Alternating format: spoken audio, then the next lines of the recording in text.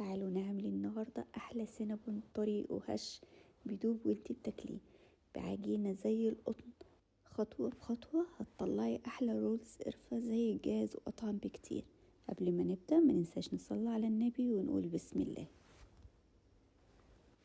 في بولة هنزل بكوباية لبن دافية، معلقة ونص كبيرة من الخميرة، وتلت كوباية من السكر. هقلبهم كويس قوي لغاية ما السكر يدوب، وهنزل عليهم بتلت كوباية من الزبدة السايحة، وهضيف بيضة وربع معلقة من الفانيليا. هقلبهم كويس قوي.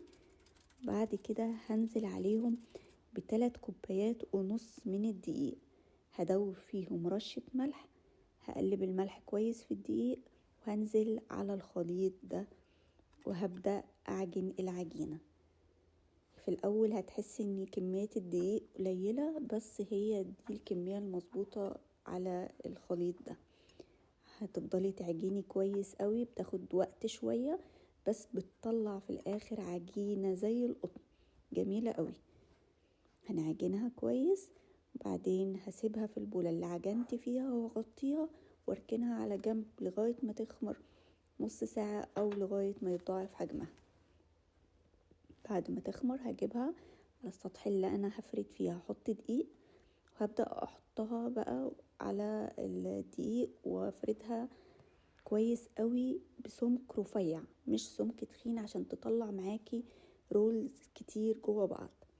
هجيب الزبدة هسيحها وافردها كويس قوي على العجينة، كمية زبدة كويسة. بعد كده هجيب خليط القرفة، معلقة ونص كبار من القرفة، و3 معالق من السكر، ومعلقة صغيرة من الكاكاو الخام.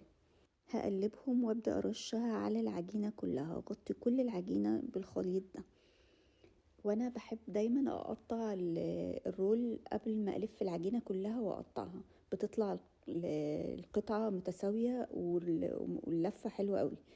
بعد ما الف كل القطع بحطهم في صينية مدهونة زبدة، واسيبهم برضو يخمروا نص ساعة او لغاية ما يتضاعف الحجم بتاعهم، وادخلهم فرن سخن على اعلى درجة لمدة ربع ساعة بس. دلوقتي هعمل الصوص الابيض. نص كوباية من الجبنة الكريمي، اي نوع جبنة عادي، نص كوباية من السكر البودر، نص كوباية من اللبن البودر، معلقة صغيرة من الزبدة.